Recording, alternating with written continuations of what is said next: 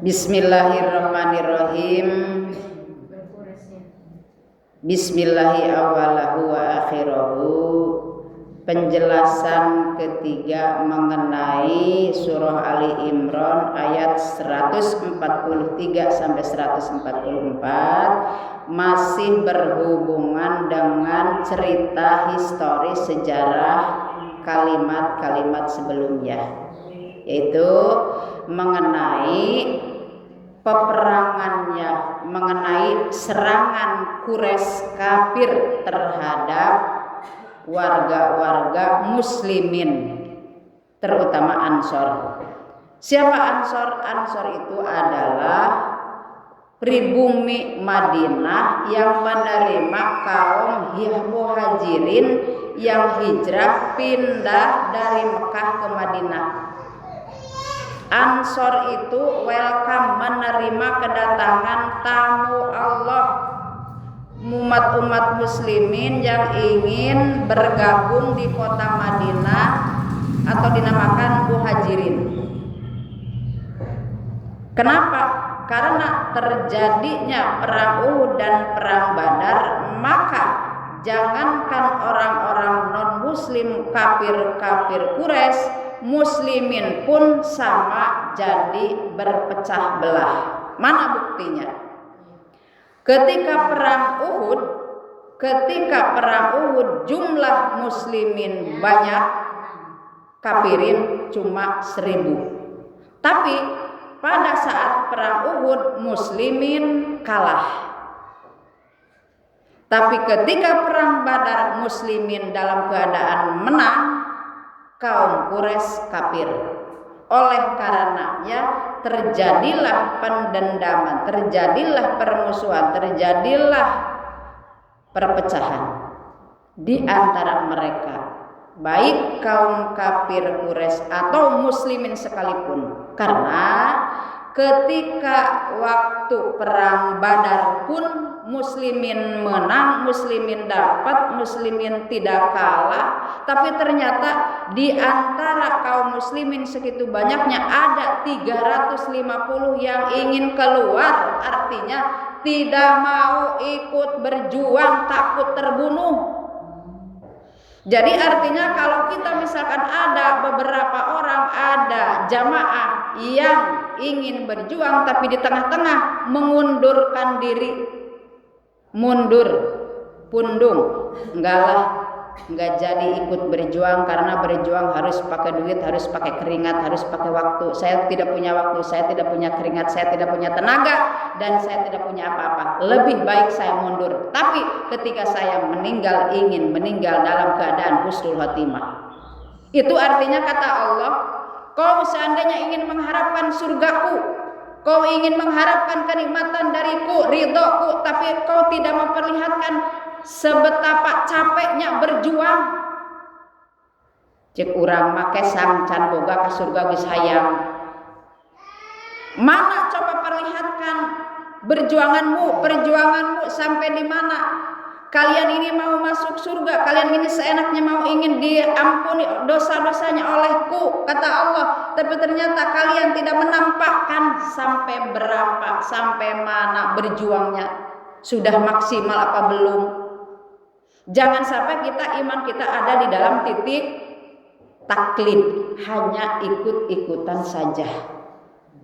Enggak, Bu. Pantang mundur. Betul Kak Ibu-ibu? Jangan sampai di titik taklid.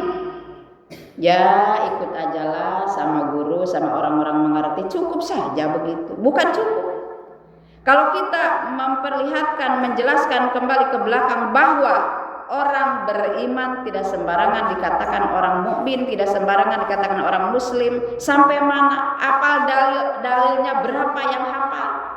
Baik dalil secara umum atau dalil secara perinci. Itu yang paling susah. Jadi tingkatan iman itu orang-orang bisa dibedain kalau seandainya orang itu hafal dalilnya berapa. tingkat suasana keimanannya sampai mana. Jadi bisa dilihat, oh iman para nabi, ini tingkatan iman para wali, ini tingkatan iman para anbiya, ini tingkatan para iman para mukminin, iman para syuhada, para solihin, para pahlawan-pahlawan. Bisa diperlihatkan tingkatan kekuatan iman itu dari bagaimana cara mengolah iman, bagaimana cara mengasuh iman, Islam dan ihsan yang ada di dalam diri masing-masing. Walaupun imannya hanya terlahir dari turunan beda dengan Nabi Ibrahim. Betul ibu-ibu? Ibu mengenal kenapa disebut perang Uhud. Kenapa disebut Uhud? Uhud itu berasal dari Ahad. Karena ada dalam kitab Al-Bidayah wa Nihayah Al-Mu'allif Ibnu Katsir, karena Al-Hafidz Ibnu Katsir bukan hanya mengarang tafsir Quran saja, tetapi beliau mengarang sejarah yang mengenai tentang perang Uhud dan perang Badar. Ada namanya kitab Al-Bidayah wa Nihayah Al-Mu'allif, ada di dalam halaman 327 jilid 5. Ada 21 jilid yang dimuat, yang dikarang oleh Al-Hafidz Ibnu Katsir. Hebatnya punya. Insyaallah kita saja baru punya buku enggak dibaca-baca, baru dibawa, dibuka, dibaca enggak, dihafal. Kalau ketemu Kamis, hari Kamis pengajian rutin, baru dibuka, dibaca enggak, dihafal enggak, diamalin ke omo deui apalagi. Kenapa disebut Uhud? Karena menurut Al-Hafidz Ibnu Katsir rahmatullahi, sumiya Uhudun litawahhudihi min bainatil kaljibal. Karena Uhud itu namanya gunung yang jauh, mandiri, beda dengan gunung-gunung yang lain. Litawahudi, karena mandirinya gunung Uhud itu beda dengan gunung-gunung yang lain. Apa ada gunung yang lain? Ada gunung Ir, ada gunung Sur. Gunung Sur itu di dalamnya ada gua yang sejarahnya Nabi dengan Abu Bakar, kan, yang dicari-cari mau dibunuh oleh orang-orang kafir Quraisy. Banyak di sejarah itu. Artinya menurut salah satu riwayat bahwa kenapa disebut Uhud, karena gunung Uhud itu mandiri dengan gunung-gunung yang lain. Artinya beda kan? Lihat di gambarnya, beda gunung Uhud itu. Nah, jadi ada yang namanya perang Uhud, ada yang namanya perang Badar. Karena menurut salah satu hadis wa fi shahihi Al-Bukhari wa Muslim, Uhudun jabalun yuhibbuna wa nuhibbu. Jabal Uhud itu, gunung Uhud itu adalah merupakan kekasih kami dan dia mencintainya. Jadi mencintai dan dicintai. Oleh karenanya filosofinya, filsafatnya, mafhum mukhalafahnya yaitu sesuatu yang satu zatnya yaitu Allah, maka kami mencintai kepada sesuatu yang satu, tidak ada yang diawali dan tidak diakhiri dengan kematian. Itu adalah Allah.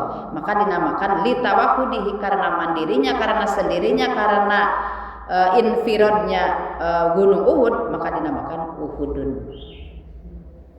Apa ada gunung Uhud itu ada letak di atas pintu gerbang surga. Di mana, Bu?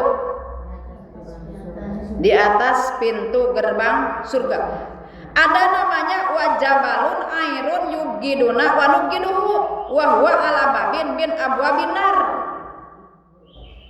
Ada lagi gunung yang dinamanya Gunung Air. Gunung Ir itu ada diletak di atas pintu gerbang neraka. Pertanyaannya, siapa sih yang suka dan senang gembira masuk neraka? Gak ada. Maka itu gunung itu termasuk gunung-gunung yang sangat dibenci dan membenci. Neraka pun sama, tidak mau diduduki oleh orang-orang soleh. Makanya kami membencinya, beliau pun sama membencinya. Kalau Uhud beda. Uhud itu gunung yang dinamakan dicintai dan mencintai. Dia mencintai kami, kami pun sama-sama mencintai. Letaknya ada di atas pintu gerbang surga. Logikanya, pikiran paling entengnya, siapa yang gak mau ke surga? Pasti mau.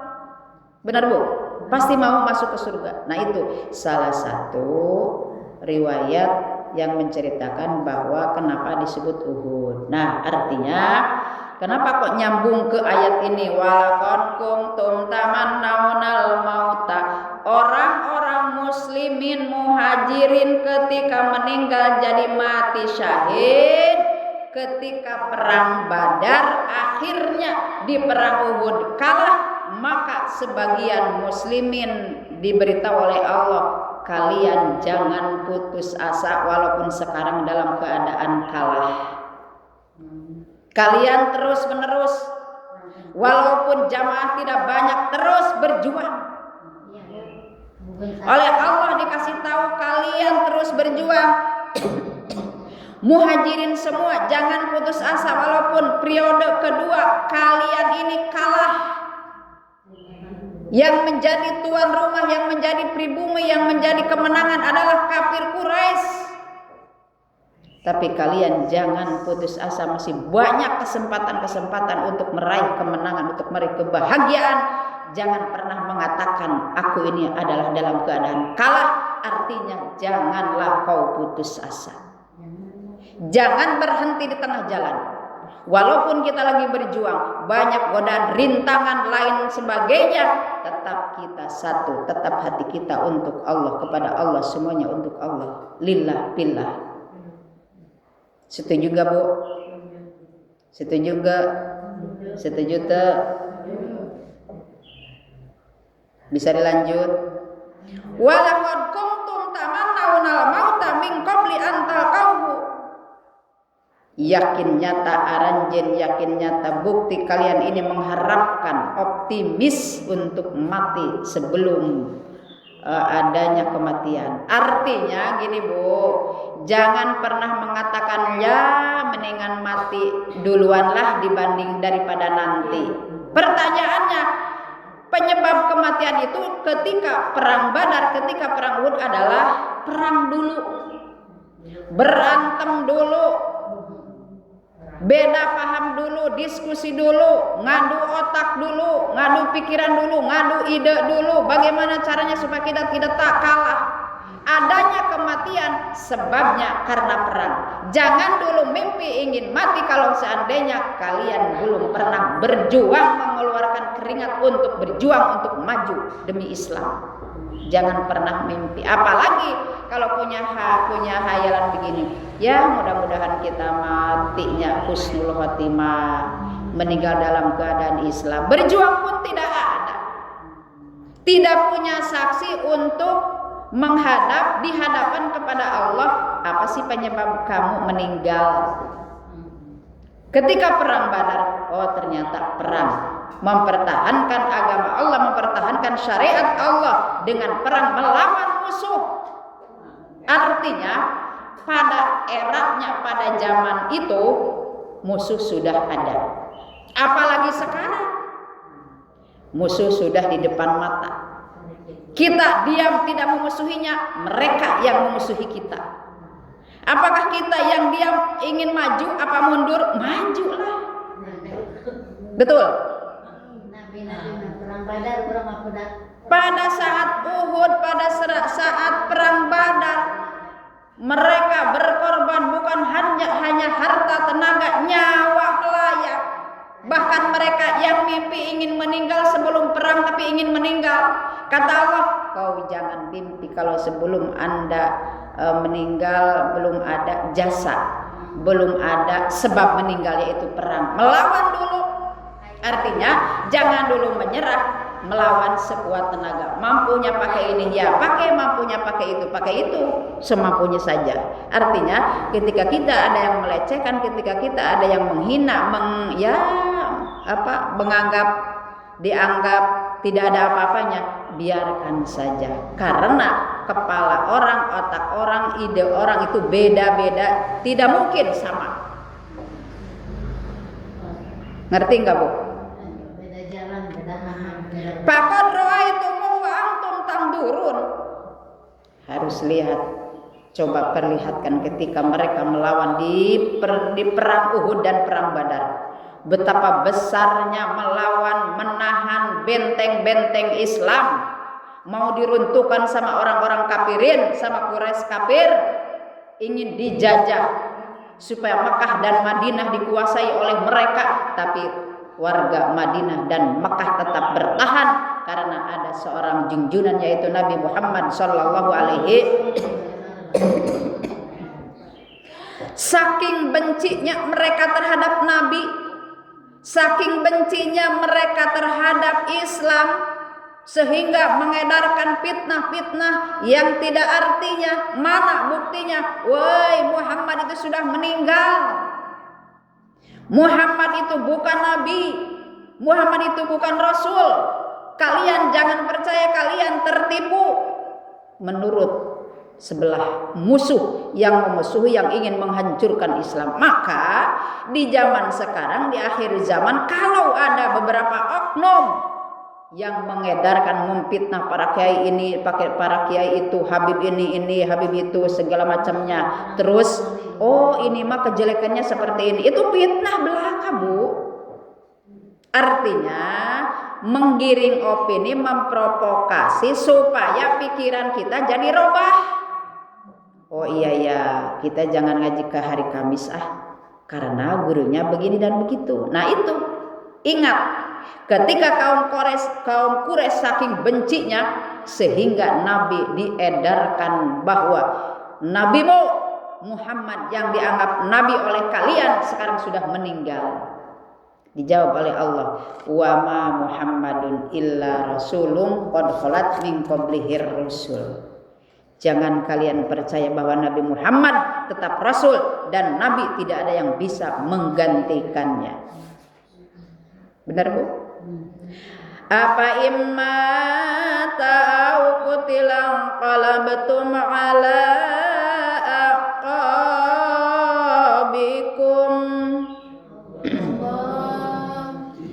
Kata Allah, apa immata, apakah kalian kalau seandainya Nabi Muhammad sudah meninggal, al-qutila atau Nabi Muhammad terbunuh, inqalabtum ala aqabikum, apakah kalian ingin kembali kepada agama-agama yang sesat itu?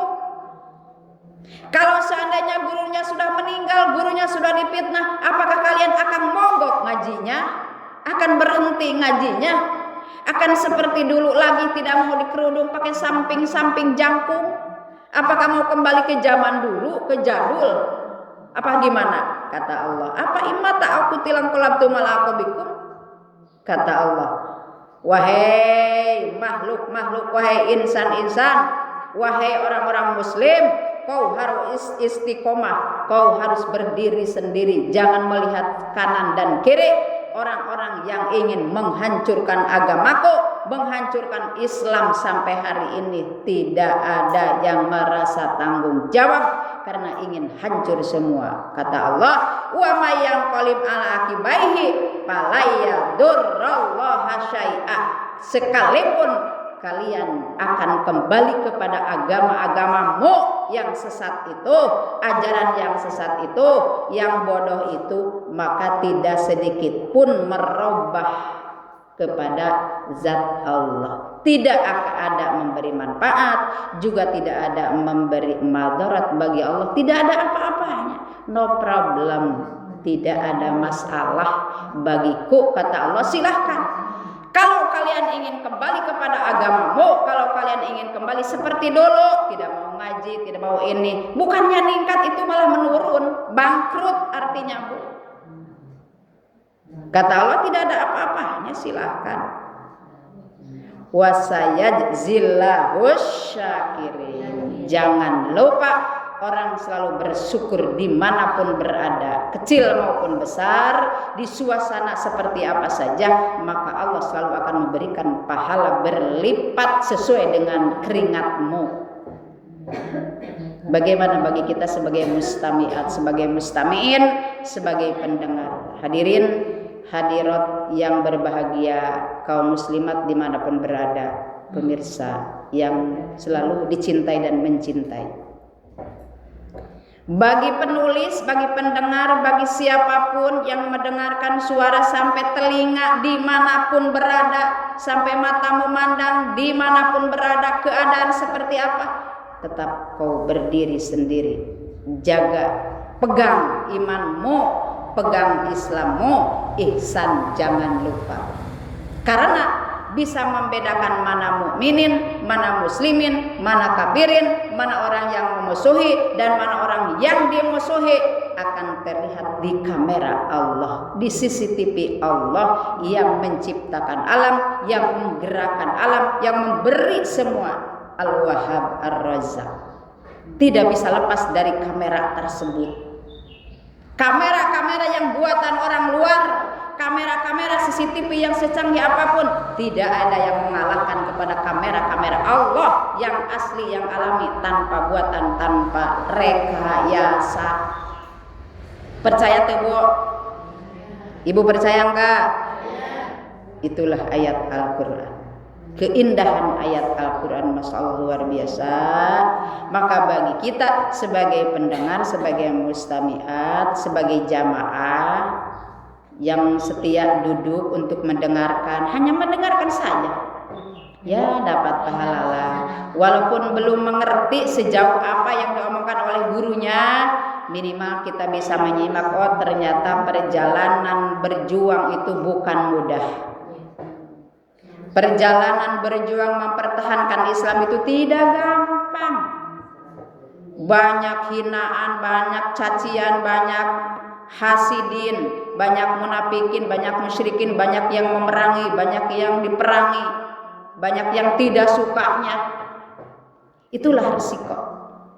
Apakah kepada seorang kiai suka semua? Tidak. Apakah kepada seorang suami, seorang pendawas tidak suka semua? Tidak. Ada yang suka dan ada yang tidak. Ada yang demen dan ada yang tidak. Ada yang pertengahan, benci enggak, suka tidak terlalu suka, biasa-biasa aja. Biasa-biasa, bagaimana sih reaksi biasa-biasa aja?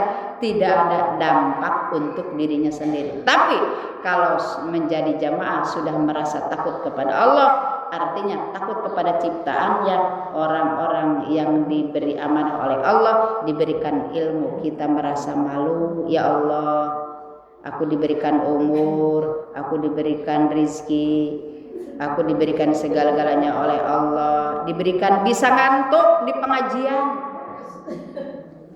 bisa senyum di pengajian, bisa ngobrol di pengajian, bisa menghayal di pengajian. Banyak yang menghayal, seandainya aku jadi orang kaya, seandainya aku jadi orang berilmu, seandainya aku jadi dermawan, seandainya banyak andai dan andai, menghayal dan menghayal. Bisakah ketika kita ngaji menghayal? Sangat bisa. Jangan dulu menyalahkan syaitonir rajim. Dari godaan setan yang terkutuk, jangan dulu menyalahkan setan. Karena adanya setan hikmatnya. Ada setan kita bisa menumbuhkan pahala-pahala berlipat ganda. Kalau kita bisa meramu, meracik rasa iman, rasa Islam yang ada di dalam diri kita. Kalau misalkan kita punya percaya kepada Allah, percaya kepada hamba Allah, percaya kepada adanya musuh dan memusuhi, dan ada percaya kepada orang-orang yang ingin menjatuhkan bendera-bendera Allah, percaya, ya percaya. Percaya nggak Bu? Berjuang itu tidak mulus. Ini buktinya. Apakah suka semua kepada ngaji? Sadar mereka bahwa ngaji itu adalah kewajiban, tapi nggak suka semua. Benar Bu? Ada yang suka cukup di rumah tapi tidak mau berangkat. Itu yang paling susah.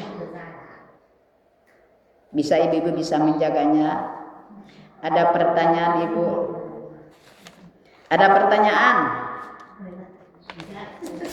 Jadi di dalam surah Ali Imran ayat 141 sampai 43 sampai 144 menyampaikan bahwa Allah memberi motivasi kalau berjuang belum nyampe ke hal-hal tujuan kita ingin dapat kemenangan, maka kalian jangan dulu putus asa. Bagi kita sebagai jamaah, walaupun sudah cukup lama mengaji, mengikuti kiai, tapi kok kenapa baca Quran masih banyak yang salah? Sabar dulu, belajar dulu, jangan putus asa langsung. Udahlah, sekarang mah agak ngaji lagi. Dan ngaji pun lama waktunya tidak bisa-bisa, jangan dulu putus asa. Artinya Allah selalu memberitahu, wahai Ansor, wahai Muhajirin, wahai Muslimin, walaupun kalian ke dalam keadaan kalah diserang oleh kafir Quraisy, tapi kalian janganlah putus asa, terus maju, terus jangan mundur. Karena kalau mundur, maka penyerang, maka musuh kita akan semakin menyerang kita. Maka kita harus berdiri tegak, lihat musuh kita, perlihatkan, jangan sampai memperlihatkan kaum muslimin lemah. Ada salah satu beat NU begini, Bu, kalian ini penerus Nahdlatul Ulama, perlihatkanlah kegagahanmu.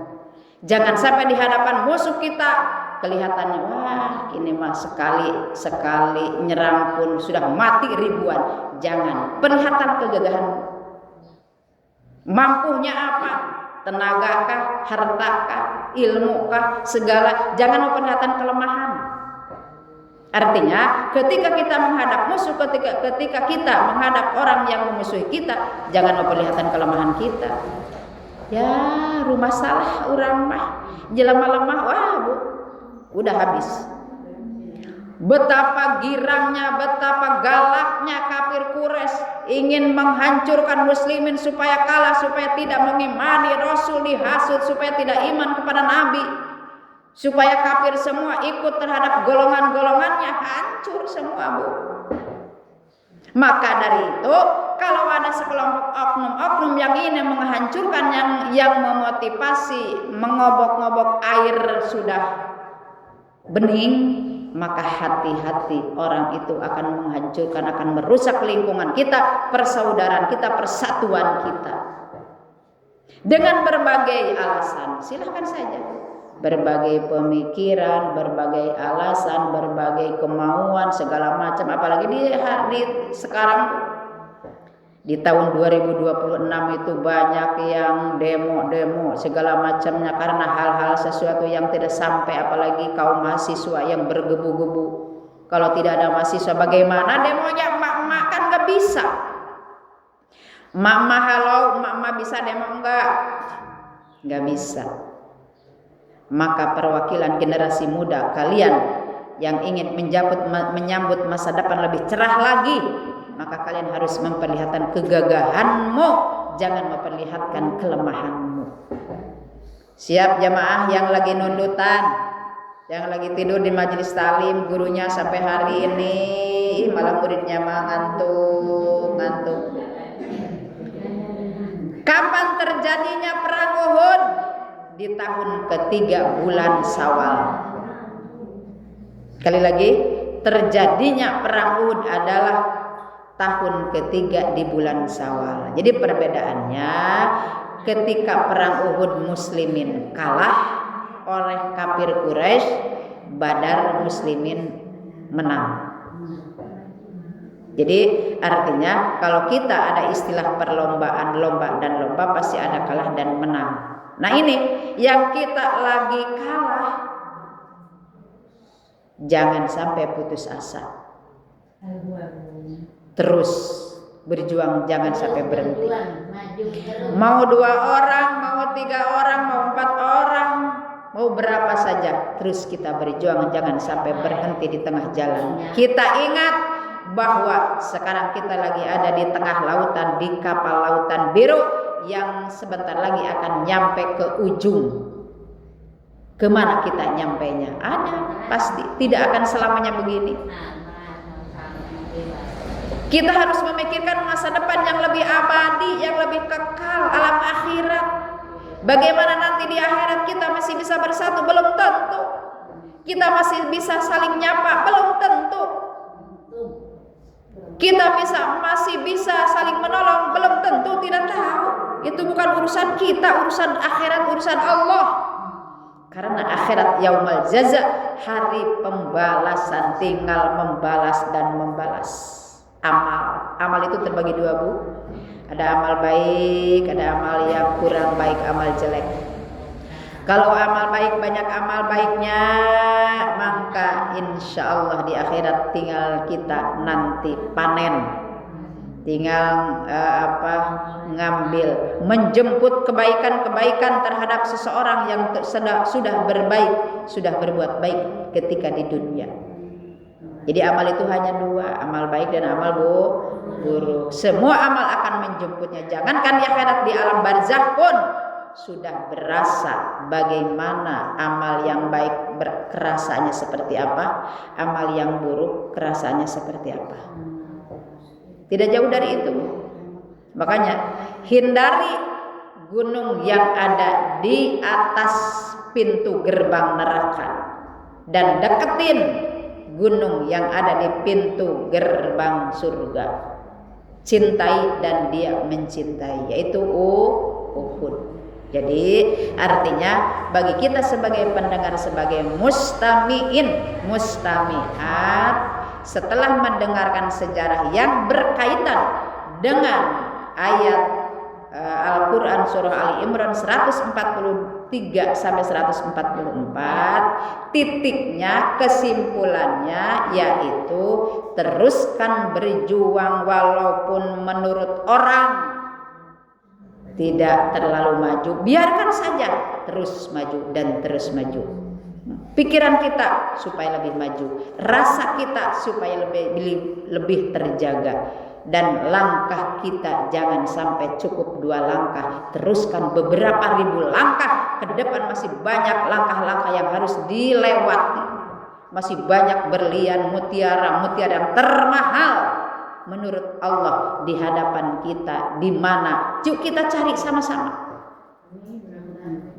Amin gak, Bu? Amin. Bareng-bareng cari sama-sama di mana mutiara Allah, di mana berlian Allah. Masih banyak di depan mutiara-mutiara termahal dibanding dan mutiara-mutiara di dunia yang hanya seberapa. Walaupun dikatakan mahal tapi tidak terlalu mahal, tapi mutiara dari Allah semakin mahal, semakin berharga, semakin langka. Hanya orang-orang tertentu yang akan menerimanya. Sungguh luar biasa, Bu. Pertanyaannya, ibu mau enggak? Ibu mau enggak? Mari kita melangkah dan melangkah setiap hari. Jangan pernah berhenti untuk melangkah setiap hari. Mari kita bisa menjaga rasa. Mari kita tiap hari supaya bisa otak kita cemerlang di mana adanya ridho Allah, dijemput. Allah selalu menurunkan ampunan, menurunkan ridho Allah, menurunkan rizki dan selain sebagainya. Sehari semalam setiap hari rahmatan lil alamin. Tapi bagaimana kok, kenapa pulang lagi kepada Allah? Kenapa ini pulang lagi kepada Allah? Karena banyak orang-orang yang tidak bisa menjemput rahmat Allah, yang masih dikatakan susah untuk menjemput rahmat Allah. Salah satunya melalui pengajian kita ini, menjemput rahmat Allah, menjemput ampunan Allah. Bukan serta-merta cukup, ya gimana Allah aja, diserahkan semua kepada Allah. Tapi kita harus ada keringat, kita harus ada, kalau istilah kuli ngoret, berapa kotak sih yang sudah dikoret sama Bukijar, baru dikasih upah 50.000 atau 100.000 per hari. Kalau tidak ada bekas ngoretnya, mau bagaimana kasih upah? Kata Allah, kamu ingin masuk surga, kamu ingin dilindungi olehku, kamu ingin dilindungi dan diridhoi olehku. Tapi mana hasil tobatnya itu belum bisa. Mana hasil baca Qur'annya, mana hasil keringatnya, nggak ada tapaknya. Kalau istilah orang sekarang, jangan omong-omong, jangan omong kosong. Kalau berjuang, sampai di mana kita berjuang? Bukan begini. Siap ibu berjuang, siap. Ibu tidak akan mundur, tidak. Cicing bae. Teu dek ngalengkah eta namanya bohong. Hidup di dunia jangan pernah bohong.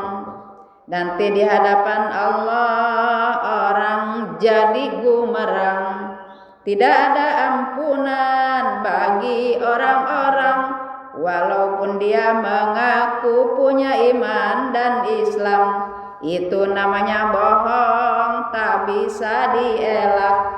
Hirup di dunia tak ada artinya. Jangan pernah bohong, ibu jamaahnya. Kalau ingin selamat dunia akhiratnya. Amin gak bu? Ya Rabbal Alamin. Cuma bisanya amin saja ya, amin lah. Cuma amin ya Allah. Semoga Allah mengijabah doa kami. Tapi yang tadi sesuai dengan keringat usaha kita. Seberapa usaha kita agar doa kita diijabah oleh Allah. Semaksimal mungkin doa kita, berusaha kita maksimal. Insya Allah Allah akan melihat betapa capeknya orang-orang itu. Jangan sampai begini, ya Allah berikanlah aku rezeki yang banyak, ampuni dosa, tapi duduk aja. Mengaji tidak mau, ngajar tidak mau, baca Quran paling susah, tahajud keberangan. Mau bagaimana adanya ridho Allah. Usahanya kita tidak sesuai dengan keadaan. Harus seimbang dong bu. Betul. Harus seimbang. Kalau kerja kantoran PNS ukuran golongan 4A, golongan 3, misalkan gaji minimal di luar sertifikasi 4 juta atau 5 juta, sesuai enggak di kantornya? Jam waktu masuk jam 8, keluar jam 12, masuk lagi jam 1, keluar jam 4, sesuai enggak? Ada absen. Di sekolah pun masih ada ditertibkan, ada absen. Siapa yang bolos dan siapa yang enggak. Kalau coba-coba ada yang mengontrol kepala dinas ke sekolah itu sendiri, ketika si gurunya tidak ada di jam kerja, lagi ngopi di luar, maka akan itu semakin mendekati dicopot dari kerjanya. Apalagi dengan Allah. Jangan mimpi. Sesuai enggak? Menurut Allah kalian sesuai enggak dengan keringatnya? Tetapi kalau masuk surga dibatasi dengan amal kebaikan, sungguh sulit. Benar bu? Kalau masuk PNS pegawai negeri dibatasi dengan nilai cum laude, waduh bu, banyak mahasiswa-mahasiswa yang nganggur, banyak mahasiswa-mahasiswa yang tidak lolos untuk bekerja. Bagaimana si emaknya? Ceng, kakak, ini emak udah jual sawah, ini emak udah ngegadein ini, gadein itu, udah dapat ijazah S1, S2, sampai dokter, sampai profesor. Terus ini enggak bekerja, enggak pulang lagi, modalnya manggung. Bagaimana? Siapa yang nangis? Emaknya. Betul. Siapa yang salah? Prosedur tidak diatur. Itu PNS. Begini bu, kalau misalkan masuk surga, syaratnya iman 1000%, Islam 1000%, ihsan pun sama. Wah, pasti banyak penduduk neraka jahanam. Kalau Allah tidak toleransi melihat kepada pekerjaan yang lain, contoh dari segi cuci piring, bersih-bersih, segi hablum minan nas, kebaikan dengan orang, mengasihi anak yatim, pasti susah kita bu. Benar. Kalau seandainya masuk surga harus sholatnya betul. Kalau yang tidak khusyuk tidak bisa. Wah, bu, pasti hanya beberapa orang saja, paling cuma nabi dan rasul. Benar.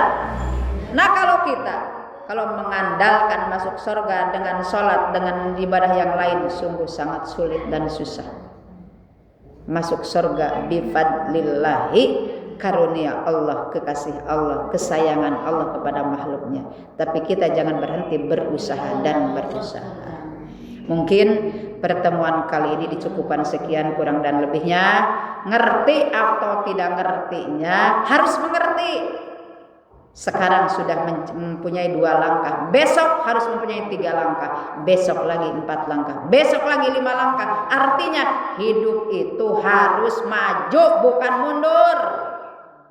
Yang hebat itu, yang super hebat itu orang ketika berjalan ke depan bukan mundur, maju, mundur, maju, mundur, maju. Harus maju terus, jangan pernah mundur kalau seandainya tidak ada keperluan hal-hal yang lain.